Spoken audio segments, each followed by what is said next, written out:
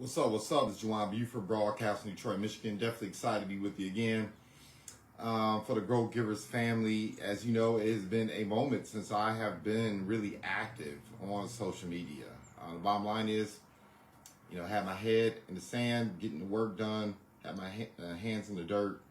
I wanted to actually be able to bring something of value. I mean, to be transparent with you, you can't lead people or help people in ways you haven't grown, and you can't really teach what you don't know. And I don't believe you know something until you do something, right? So what I want to get into today is a conversation I had with an entrepreneur recently about why, quite frankly, in our community, businesses fail. And it was a real tough conversation. She was like, why is it that people don't collaborate? Why is it that people and look, this is a general statement, okay? There are many of us who actually collaborate and play well together in the sandbox, but for the most part, look, the proof's in the pudding. Look at our community. If we were playing nice in the sandbox and we are actually collaborating the way we should, our communities wouldn't look the way they look. So for those of you who want to come back clapping in the comments, just be quiet, okay? It is what it is. I don't need your emotionalism today. But anyway, as I was saying, we were having a conversation about why people don't play nice in the sandbox. Why is it that people don't collaborate? Why is it that we see all of this cacophony taking place in any marketplace where, we operate in? And it's a conversation I typically don't like to address. You all know me. I try to keep it straight down the center. Sales, business development, organizational leadership development, providing access to resources, tools, frameworks, et cetera, mental frameworks to get things done. I really try not to delve into the cultural, political too much. It's just, let other people do that. That's not what I want to do here. But I couldn't resist the subject. It's been egging me for a long time now. And so I'm going to share with you what I share with her. The first thing I'm going to share is that, look, African Americans have an incredible degree of confidence and swag. And the reason why we have so much confidence and swag is, quite frankly, we've been able to get it in the belly of the beast. I mean, it just is what it is. We have, for generations, existed in a society that was literally trying to destroy us and effectively neutered us in many respects, but we still fought back anyway, right? So we've known nothing but hostility for the most part, and have had to compete and win and take care of family and build things, knowing that we're surrounded, we're in an environment that is not necessarily conducive to us having or living our best lives or achieving the success that our talent should take us to, right? It's just a reality of the matter. The hostility is part of our DNA. It's important to acknowledge and understand that. Also, not only have we been operating in an unforgiving environment that's constantly hostile, which is why it's in our DNA, basically, when you look at other communities and the way they move, there's glue there. There's a sense of esteem, a sense of cultural recognition, an understanding that we are in this together, right? That is non-existent. I mean, that was literally like choked and squeezed out of our community. Right? We're the only community I know of that actually tries to dissuade people or tries to make people feel bad for wanting to work within the ecosystems and the communities and invest in their communities and work with the people they grew up with. No other community exhibits that type of behavior. Matter of fact, it's the opposite, right? And so how does this manifest? Why does this make things so problematic? Well, number one, people got mad swag. They got mad confidence. You drop us anywhere in the world, we are going to achieve. It just is. It's what it is we do. And look, that's a beautiful thing, right? That's why you see us climbing the ladder in every sports, business, religion, nonprofit, and I mean every industry, every field you can think of. You drop us in there long enough, we're going to find a way to, separate ourselves and become exceptional at it. The flip side of that is because when you lack esteem, other stuff can happen too. When you lack esteem, what ends up happening is when you get into a dispute with someone, let's say you're working within an organization, working within a business. I can recall numerous times, and this is working with people who don't even come from the community I hail from. right? But I can recall numerous times working in organizations and working with people, working within teams, and really couldn't stand the person that I had to work with, couldn't stand the person I had to answer to, couldn't stand the person who was quote unquote, either because of title or because they earned it, because of the work that they did, were in a position where I was kind of subordinate to them. I was still at a point where I needed to learn and grow and do some things, right? I remember I couldn't stand them. And for me, my attitude has always been, look, if I don't like the environment that I'm in, if I feel like the environment that I'm in is not conducive to my success, if I don't think it's fertile soil where I can achieve and go where I need to go and do the things I need to do, I'm going to part ways. I'm going to pack up my suit. I'm going to pack up my briefcase. I'm going to pack up my pens and portfolios and whatever else. I'm just going to find another house to move into, right? Another apple orchard to move into. I'm not going to throw bricks. I'm not going to take bricks from your foundation. I'm not going to do any of those things. I'm just going to go out and build taller buildings. I don't need to tear down someone else's building to look good. I can just build taller buildings. But when you lack esteem for people, and particularly when you lack esteem for yourself, you don't do that. Right? So often what ends up happening is we don't collaborate to the extent that we should because we're so busy competing against each other. We don't think to complete each other. How can I help make this situation better? How can I bring value? How can I work with this environment to get what I need and help the other person get what they need too? Like a rising tide lifts all ships. It's not always someone ahead of you pulling. Sometimes you're saying, look, how can I be of service and let's work this out together and make this happen.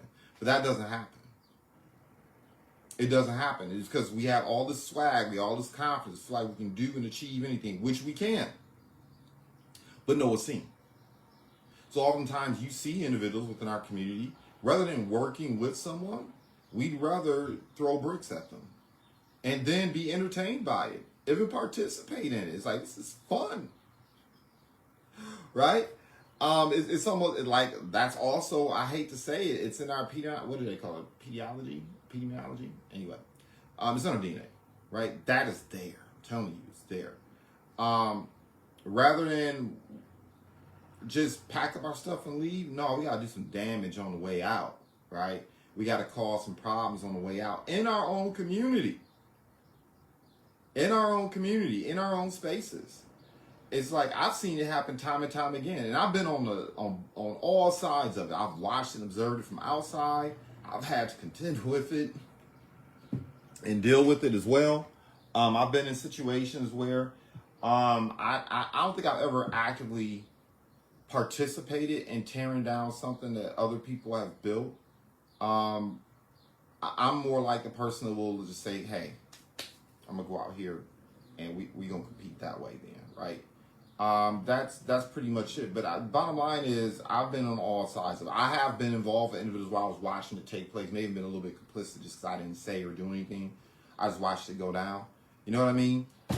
So I've seen it happen over and over again, where you have people once again within our community that just don't get it.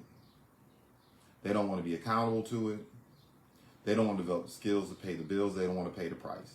Because that's the thing. I think the other thing that people don't realize is, look, if you come across somebody that's built something and they're building something that's feeding others, let me tell you, that is extremely difficult to accomplish. A price has been paid. When a person has developed enough leadership acumen, enough skill, where they've been able to build something that not only feeds themselves and their families, but also feeds others, that is a very difficult accomplishment. That's why most people don't get there.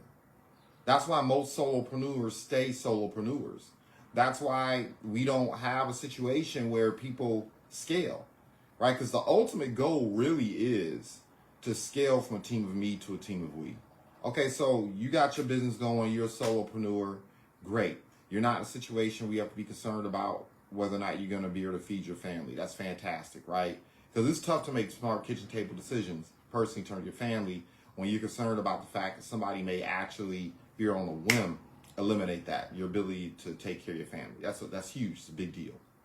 But then the next level is being able to scale, right? Go from a team of me to a team of we, where Now you're the employer. Now you're the opportunity provider for your family, friends, and neighbors. And that's when you really get to exercise agency regarding the environment that you live, work, and operate in, right? Because so often in our community, what we have is other people and their agendas. They're dictating to us our own modus operandi and what's good for us. That's not what's up.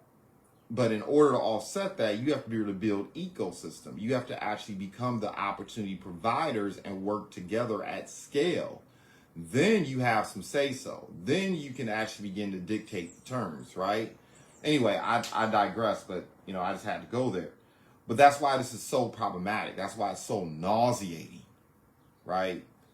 Because when you don't have esteem, it is very difficult to build those things. And people just don't have respect or regard or esteem when they're dealing with other people who look like them, who share their hue, particularly in our community. It's just, and it's not like, I'm generalizing, right?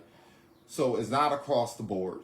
It's not like it's an issue that other communities don't deal with periodically, but it's particularly acute in our community, which is why it's so damaging and problematic, right? And so that's what I share with her. And I also share with her that, look, there's a couple things you need to do when that type of nihilism shows up.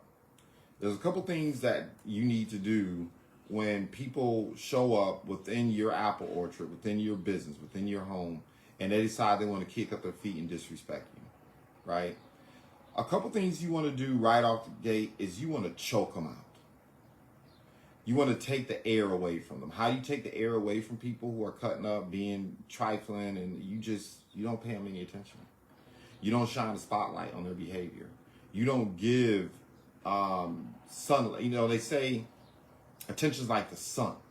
What the sun tends to focus on grows, right? What it does not focus on, what it does not shine on, withers away. You got to spend as little time as possible giving those people energy. That's number one. Within your business or even outside your business in the ecosystem. I personally don't spend time. I don't have the bandwidth at this stage of my life in particular to be beefing with people. That's ridiculous. It's absurd. What I'm going to do is just double down on my thing. What is it I'm doing, right? Building taller buildings. You got to take energy away from those people. Because as long as you're going back and forth with them, as long as you're engaging them, as long as you're reaching down and getting the mud, when you get into a mud fight with someone, everyone gets dirty, right? And it doesn't mean you don't give them the business. Now, there's a way you give them the business. But the first order of business is to double down on building taller buildings, right? Double down on the values, double down on the principles, double down on creating the success stories that brought you to the point where you're at. Because the bottom line is that they are operating within your ecosystem, that means they're being fed by it. And if they are in opposition to your values, your principles, and direction, what you want to do is just kind of remove their ability to feed by creating success stories that don't include them. By being in a situation where you're building taller buildings and you're double down your values and principles, and people around you can see that clear as day. And people know what's up, right? People who are dissonant, there's a book out there, not Dale Carnegie, Franklin Planner sees, Franklin Covey talks about 7 habits, I believe. And one of those chapters, it talks about when people get together to click up and act stupid, those clicks don't last long. They don't last long. They can't last long because they're not really built on a foundation of values or principles or anything worthwhile. It's just opposition. And opposition eventually withers away, right? Missionaries will always beat mercenaries every day of the week. Every day of the week, especially long term. So you got to double down those things. The other thing you need to do is, look, sometimes we try to hold on to people. Once a person shows you who they are, you got to let them go. You can't be spilling your jewels among the swine. You have to let them go. So often we get emotional about certain decisions that emotional shouldn't have anything to do with. If somebody's coming into your house and they are kicking up their feet and telling you to go get the sandwiches when you're the one that's buying the sandwiches, you're the one that's prepping the sandwiches, you're the one that put the roof up, the reason why the lights are on and everything else, you're like, get the hell up out of here. You completely lost your mind. Oftentimes people, real slow to react. And then the longer you let that cancer persist, the the faster and more virulent it becomes. You got to choke it out right away. You got to dismiss people. You got to tell them bye. Find another house. Find another apple orchard to spoil, right? Let somebody else deal with that, right? And once again, keep building the taller buildings. That's the greatest quote unquote revenge, but that's also the greatest way to weed out weak people because they can't handle the level. As you expect more of people, some people aren't willing to make the climb. The altitude becomes too high. And as you continue to level up, they can't do it. And it, once again, it chokes them out, right? It chokes them out. So that's how, I've chosen to deal with a situation like that even recently. That's what I shared with a young lady who was dealing with a situation within her business and her ecosystem. And that's an understanding of why it transpires in the first place, right? But the bottom line is, as a grow giver, we know, once again, the opposition, silly stuff, and ways this behavior, this low self-esteem manifests. Look, it can't stand the test of time. You keep building, you keep growing, you keep doing more, keep going further, going farther, become the leader you need to be, continue to lay down a path and a track for other people to run on. And I celebrate success in advance. Goodbye for now.